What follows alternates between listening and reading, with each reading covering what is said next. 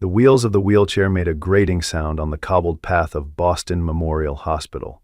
Valentina Blackwell, in her impeccable business suit, stood helpless as Sophia's wheelchair got stuck between two pavement stones. The 8-year-old girl's vacant eyes reflected the overcast sky above. "We've tried everything," the doctor had whispered to Valentina that morning.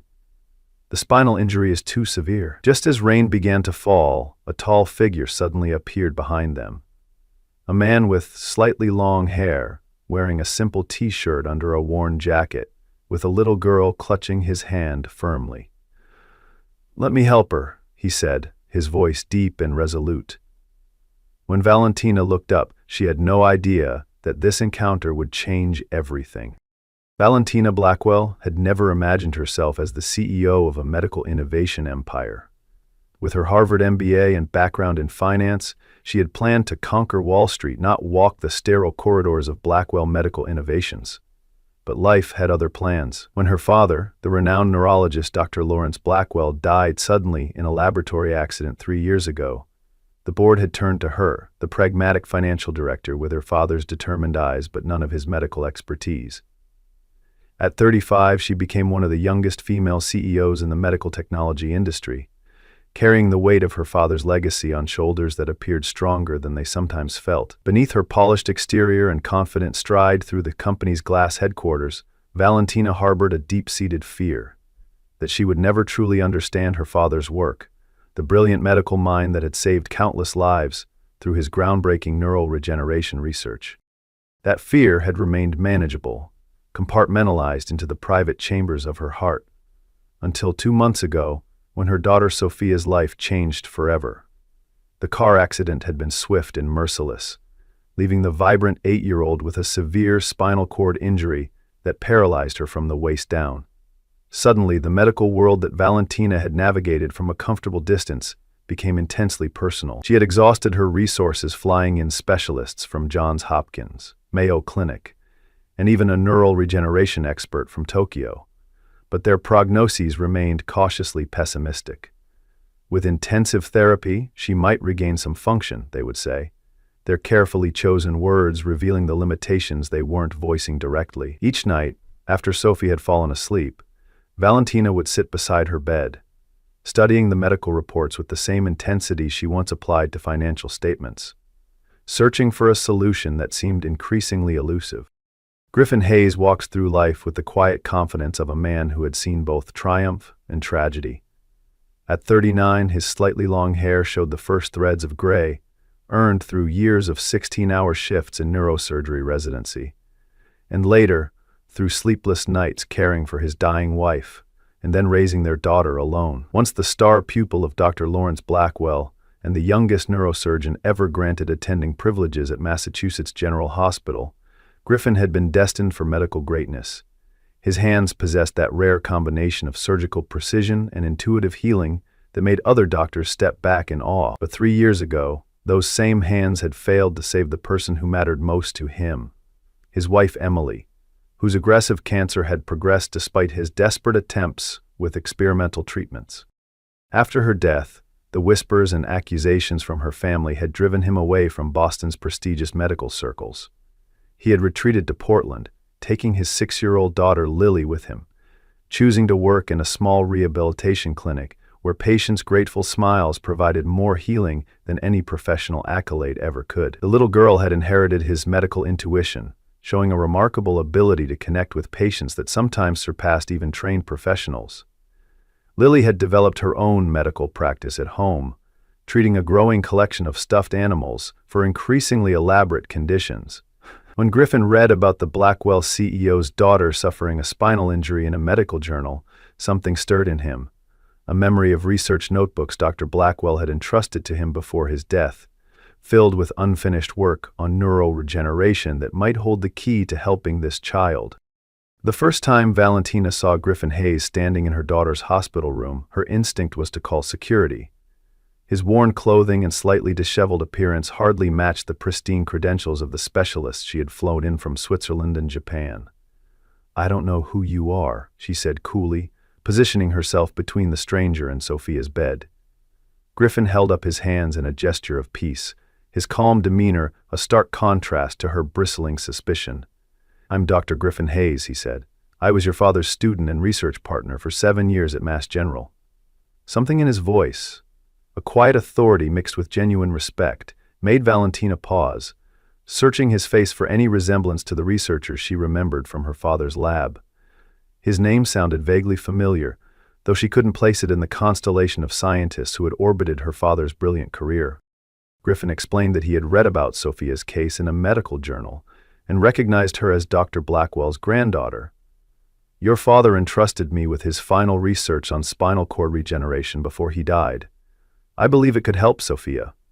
His voice carried the quiet confidence of someone who knew exactly what he was talking about, yet Valentina's walls remained firmly in place. "And what makes you think you can succeed where Johns Hopkins and Mayo Clinic have failed?" she asked, her voice carrying the edge that had made board members and business rivals alike retreat in meetings. The protective maternal instinct that had been heightened since the accident made her particularly wary of this unannounced visitor, regardless of how he had managed to get past hospital security. Before Griffin could answer, little Lily stepped forward from behind her father's legs, clutching a worn teddy bear and a toy stethoscope. With the innocent boldness only children possess, she walked straight to Sophia's bedside. "Hi, I'm Lily. Can I check your bear? He looks like he needs a doctor." Sophia, who had barely spoken to the child psychologist Valentina had hired, looked at the little girl with surprise. Something in Lily's matter-of-fact approach broke through Sophia's shell. She nodded slightly, offering her stuffed rabbit to Lily's expert examination.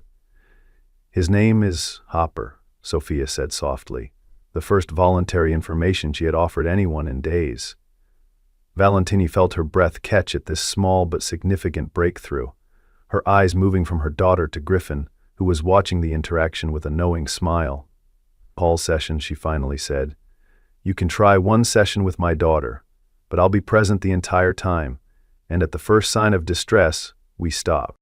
The following days established a rhythm that gradually became the highlight of Sophia's recovery. Griffin would arrive with Lily and his medical bag, which contained both sophisticated neural stimulation equipment and colorful bandages for the girl's stuffed animals.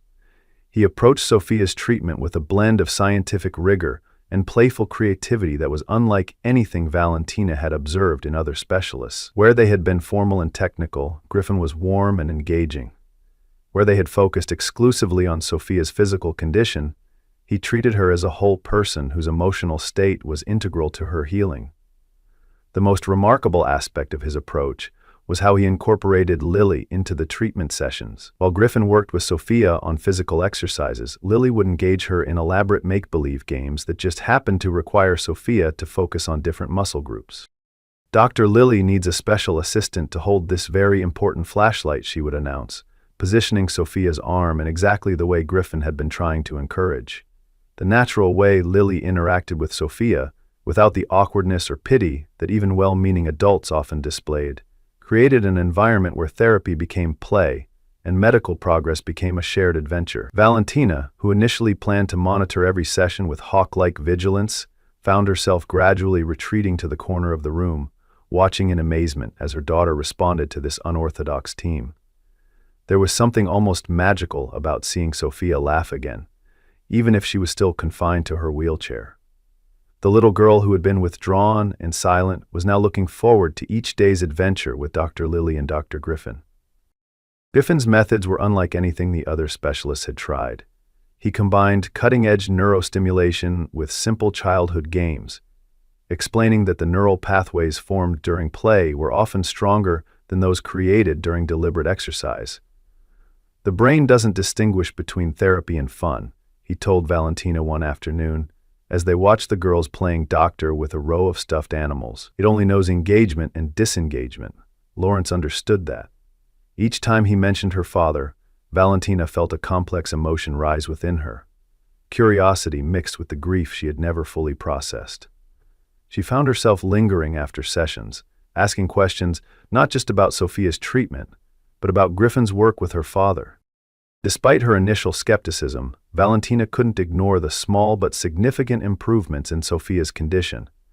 The daily physical assessments were showing increased sensation in her lower extremities, and her overall mood had transformed from resigned depression to cautious hope. One afternoon, as Griffin was demonstrating a new exercise designed to strengthen the neural pathways to Sophia's feet, something remarkable happened. Sophia suddenly gasped, her eyes widening with wonder. "I felt that," she exclaimed, looking down at her foot in disbelief. "I felt my toe move." Valentina rushed to her daughter's side, watching in astonishment as Sophia concentrated intently, managing to produce a slight but unmistakable movement of her big toe. It was a tiny motion that represented an enormous victory, the first voluntary movement below her injury site since the accident. Tears welled in Valentina's eyes as she looked up at Griffin, who was maintaining his professional composure despite the breakthrough, though she could see the satisfaction in his eyes. "This is just the beginning," he said softly. "The neural pathways are starting to reconnect," as Sophia excitedly showed Lily her moving toe, with the younger girl clapping and cheering as if Sophia had just won an Olympic medal. Griffin placed a gentle hand on Valentina's shoulder, a brief, compassionate touch that acknowledged the magnitude of the moment without intruding on it. It was the first time Valentina had allowed herself to truly hope since the accident, and the first time she realized how deeply she had come to trust this unconventional doctor, with his worn jacket and brilliant mind. The boardroom of Blackwell Medical Innovations had witnessed countless high-stakes meetings, but the tension in the air that morning was unprecedented. Reed Hamilton, the company's research director who had stepped into the scientific leadership role after Lawrence's death, stood before a projection screen displaying medical records and newspaper clippings. "I felt obligated to bring this to your attention, Valentina," he said, his voice carrying the practiced concern of corporate politics. "Dr. Hayes was involved in a serious medical investigation 3 years ago. The document showed a malpractice suit filed against Griffin, alleging that he had used experimental treatments resulting in a patient's death. News clippings with sensational headlines like, 'Renowned surgeon's experimental treatment ends in tragedy,' were displayed alongside court documents. The case was settled out of court, and shortly after, he disappeared from the Boston medical community." Reed's voice carried a note of triumph, as though he'd uncovered a dangerous fraud. "I'm concerned about the liability to Blackwell if we continue allowing him to treat Sophia with what are likely similar experimental methods." Valentina stared at the evidence, feeling as though the floor had dropped out from beneath her. But both times, after weeks of growing trust, of watching her daughter improve under Griffin's care, this revelation felt like a personal betrayal. "Who was the patient?" she asked, her voice barely audible. Reed hesitated before answering. "His wife, Emily Hayes. She was suffering from terminal cancer." Something cold settled in Valentina's chest. The revelation that Griffin had used experimental treatments on his own wife and lost her cast his dedication to medicine in a completely different light. Was he driven by genuine healing, or by a desperate need to redeem that loss through Sophia? Throughout the day, the question haunted her, making it impossible to focus on her regular CEO duties. That evening, she waited until Sophia was asleep before confronting Griffin at her home. She placed the file on the coffee table between them, watching his face as recognition dawned, followed by a profound sadness that made him suddenly look much older than his 39 years. "Were you ever going to tell me?" Valentina asked, fighting to keep her voice steady. Griffin looked at the file, then back at her. "Yes," he said simply. "When I felt you were ready to hear it?" The quiet dignity in his voice only fueled her anger. "Ready? You're treating my daughter with experimental methods, and you didn't think I needed to know? You were investigated for a patient's death." Griffin didn't flinch at her words, though she could see the pain they caused. "Emily was dying," he said softly. "Stage 4 glioblastoma. The conventional treatments had failed, and she volunteered for an experimental protocol based on your father's research." His voice grew steadier as he continued. "She knew the risks. We both did. But her family couldn't accept that when she died. They needed someone to blame." He looked directly into Valentina's eyes. "Your father stood by me. He testified that the treatment was sound, that Emily's death was due to the progression of her disease, not my care. The case was dismissed, but by then, the damage to my reputation was done." Despite understanding Griffin's explanation, Valentina couldn't fully shake the feeling that something fundamental had been broken in their developing trust.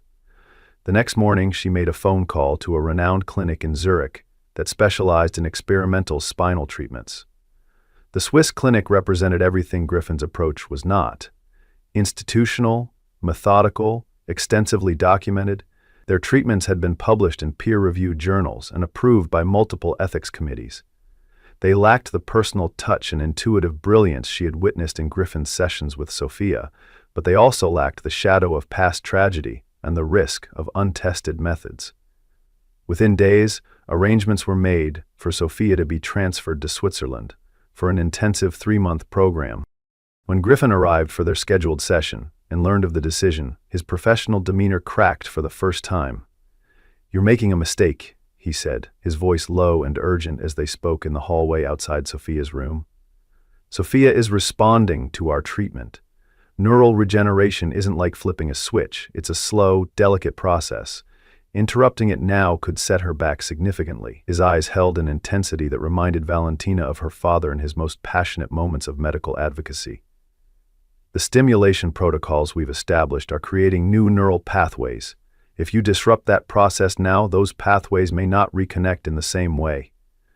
Valentina stood firm, armored in the certainty that came from taking decisive action.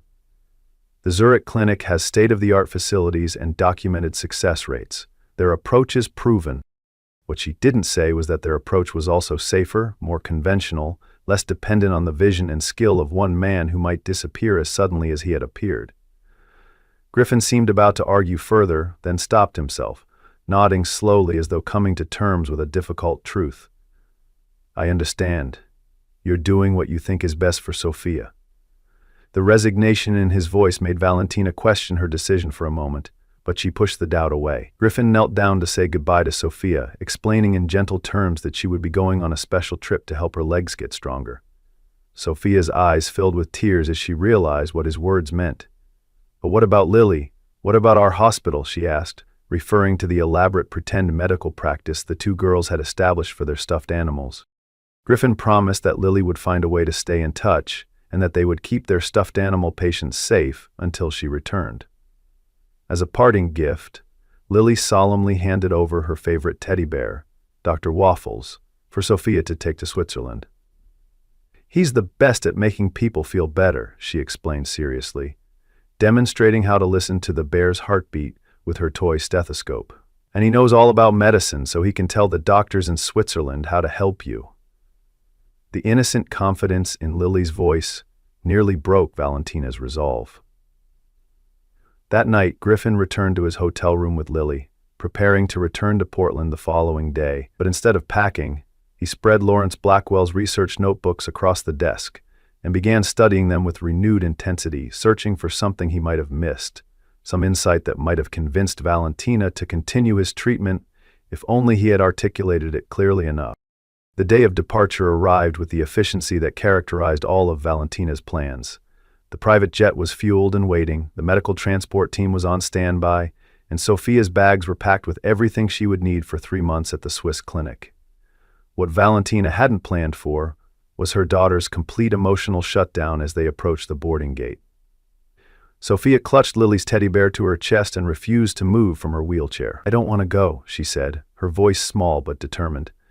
"I want to stay with Dr. Griffin and Lily." The medical transport team exchanged uncomfortable glances.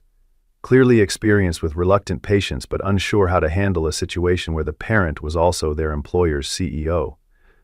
Valentina knelt beside her daughter, using the gentle but firm tone that usually worked when Sophia was being difficult. "Sweetheart, the doctors in Switzerland have special equipment that can help you walk again. Don't you want that?" Sophia's answer was heartbreakingly simple. "Dr. Griffin is already helping me walk. I moved my toes yesterday." And Lily said, "I'll move my foot next."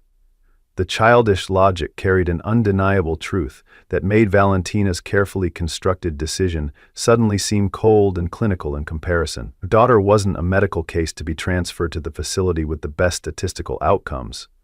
She was a little girl who had formed a healing connection with another little girl and her father. Valentina felt a tightness in her chest as she realized how deeply Griffin and Lily had become integrated into Sophia's recovery, not just physically, but emotionally.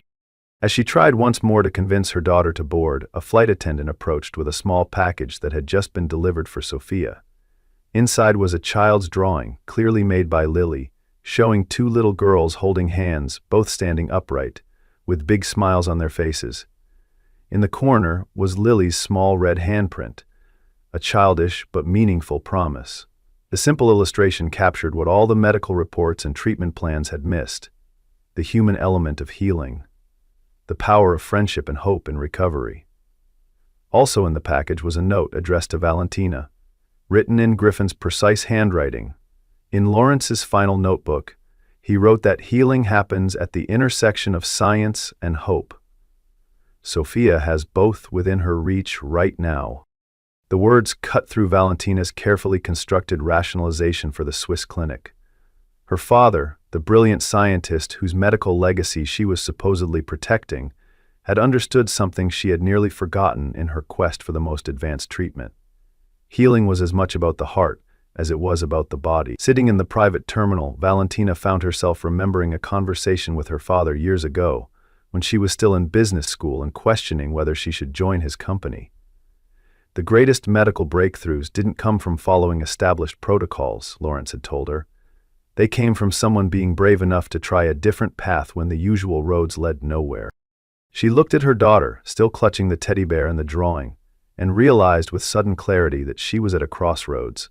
She could choose the safe, institutional approach, the kind that looked impressive on paper and absolved her of personal responsibility if it failed. Or she could trust the unconventional doctor, who had already shown more progress with Sophia than any expert she had consulted. Griffin's past might be complicated by tragedy, but his present work with Sophia showed an undeniable effectiveness that no amount of Swiss precision could guarantee. With hands that trembled slightly, she took out her phone and made the call that would change everything. Griffin answered on the first ring, as if he had been waiting. "Don't leave Boston," she said simply. "We're not going to Switzerland." The door to Lawrence Blackwell's private laboratory hadn't been opened since his death 3 years earlier. Valentina had preserved it exactly as he had left it, partly out of respect and partly because entering the space where her father had spent his final days felt too painful. Now, as she used her key card to unlock the door, the soft hiss of the air circulation system coming back to life seemed to breathe life into Ghost. Griffin stood beside her, his expression solemn with understanding. "I haven't been in here since," she began, not needing to finish the sentence. Griffin nodded. "I remember it well. Lawrence would work here until dawn sometimes, especially when he was close to a breakthrough." The familiarity in his voice reminded Valentina that Griffin had probably spent as many hours in this room with her father as she had. Perhaps more, given the intensity of their research partnership. The laboratory was state-of-the-art, with equipment that would make any research hospital envious. But it was the personal touches that made Valentina's throat tighten. Her father's coffee mug still on the desk, a photo of her and Sophia pinned to a bulletin board, a half-written note in his distinctive handwriting. For a moment, the grief she had efficiently managed for 3 years threatened to overwhelm her. Griffin seemed to sense this, giving her space while he quietly examined the lab setup, his eyes taking in the familiar environment with a mixture of nostalgia and professional assessment. She crossed to the main computer terminal and entered her override code. "Everything my father was working on is still here," she said, stepping aside to let Griffin access the system. "Complete what he started." The words were simple, but carried the weight of a profound trust, not just in Griffin's medical abilities, but in his connection to her father's vision. It was an acknowledgement that sometimes the most valuable scientific contributions came not from institutional consensus, but from the brilliant minds willing to venture beyond established boundaries. Over the next 3 weeks, Griffin worked tirelessly in Lawrence's lab, collaborating with a small team of trusted Blackwell researchers who were sworn to secrecy about the project. Reed Hamilton had been pointedly excluded from this inner circle, a decision that Valentina knew would have political repercussions within the company, but felt necessary to protect the integrity of the work. The neural regeneration protocol they'd developed combined elements of Lawrence's original research with Griffin's refinements and some surprising insights from the notebooks that neither of them had fully appreciated before. "It's like having conversations with Lawrence again," Griffin commented one evening as they decoded a particularly cryptic passage in the research notes. He always wrote assuming the reader already understood half of what he was thinking. Valentina smiled, recognizing the accurate description of her father's communication style in all aspects of his life.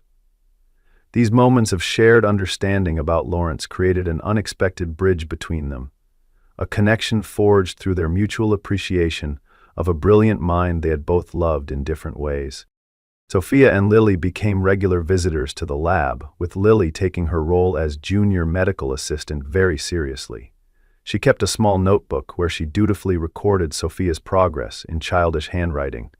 Sophia wiggled 3 toes today, and Sophia's legs got the tingles, which Daddy says is good news. What had begun as a doctor-patient relationship had blossomed into a genuine friendship between the girls, with Sophia's medical journey becoming a shared adventure rather than an isolated struggle. Valentina found herself spending more time in the lab than in her CEO office, fascinated by the work unfolding before her eyes. For the first time, she began to understand the scientific brilliance that had driven her father's career, not just as an abstract concept, but as a tangible process of discovery and innovation that she could witness firsthand. She began to understand for the first time the brilliance of her father's vision and how Griffin had been the perfect partner to bring it to fruition. Lawrence had been the theoretical genius, the big-picture thinker who could conceptualize entirely new approaches to neural medicine. Griffin, she now saw, was the practical implementer, the surgeon with the rare ability to translate theoretical concepts into workable treatments. Together, they had formed a complementary team that neither could have replicated alone. One evening, as they reviewed the latest test results showing promising neural activity in Sophia's lower spine, Valentina realized something had fundamentally shifted between them. Griffin was no longer just her daughter's doctor or her father's protege. He had become a partner in this journey, someone whose mind she respected and whose compassion she admired. When their hands accidentally touched while reaching for the same data tablet, neither pulled away immediately. The brief contact carried an awareness that went beyond professional collaboration, a recognition of shared purpose and growing personal connection. "Thank you," she said softly, "for not giving up on Sophia when I almost did." Griffin's reply was equally quiet. "Lawrence once told me that the Blackwells don't give up, they just occasionally take detours before finding the right path." The gentle teasing in his voice made Valentina smile, recognizing her father's wry humor in the observation. The night before Sophia's major treatment procedure, Valentina found Griffin still working in the lab, running final simulations. She brought him coffee and sat beside him, both of them watching the neural mapping patterns on the screen. "I trust you," she said simply, "not because my father did, but because I've seen how you and Lily have brought hope back to Sophia." 3 months after Griffin Hayes walked into their lives, Sophia Blackwell took her first steps. They were small, tentative movements supported by the specialized walking frame Griffin had designed, but they were unmistakably steps, her brain successfully communicating with muscles that had been silent since the accident. The small audience in the physical therapy room, Valentina, Griffin, Lily, and 2 Blackwell researchers, erupted in applause. Lily jumped up and down, chanting, "You did it! You did it!" while Valentina found herself unable to speak through her tears.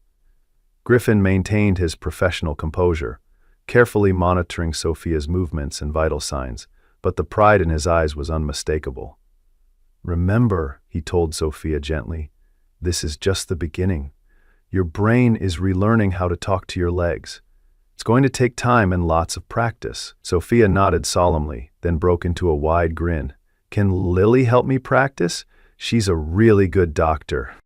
That evening, Valentina hosted a small celebration dinner at her home, the first time Griffin and Lily had been invited into her personal space as guests rather than medical providers. The ease with which they fit into her world surprised her. Lily exploring Sophia's room with delighted exclamations over each new discovery. Griffin admiring the architectural details of the historic Beacon Hill townhouse with genuine appreciation, rather than the calculated assessment she was used to seeing from business associates. As the children played in Sophia's room upstairs, Valentina and Griffin sat on the terrace overlooking the Boston skyline, the city lights beginning to twinkle as dusk settled around them. "We're establishing the Lawrence Blackwell Foundation," she announced, sipping her wine, "focused on pediatric neural regeneration research and treatment. I want you to be the medical director." Griffin looked surprised. What about my reputation, the controversy? The question was valid. He had spent 3 years living with the professional shadow cast by Emily's death and the subsequent lawsuit. Despite his vindication in court, the medical community had a long memory for controversy. Valentina smiled, the confidence of a CEO who had navigated countless corporate challenges evident in her expression. "I think saving the CEO's daughter is quite an effective repetition rehabilitation. Besides, the medical board reviewed your wife's case last week and formally cleared your name. It seems my father had left detailed notes supporting your treatment approach." She hadn't told him about the behind-the-scenes work she had done, leveraging her considerable influence to ensure a fair reassessment of the case that had driven him from Boston. "Your work with Sophia deserves to reach other children. The foundation will give you the platform and resources to do that."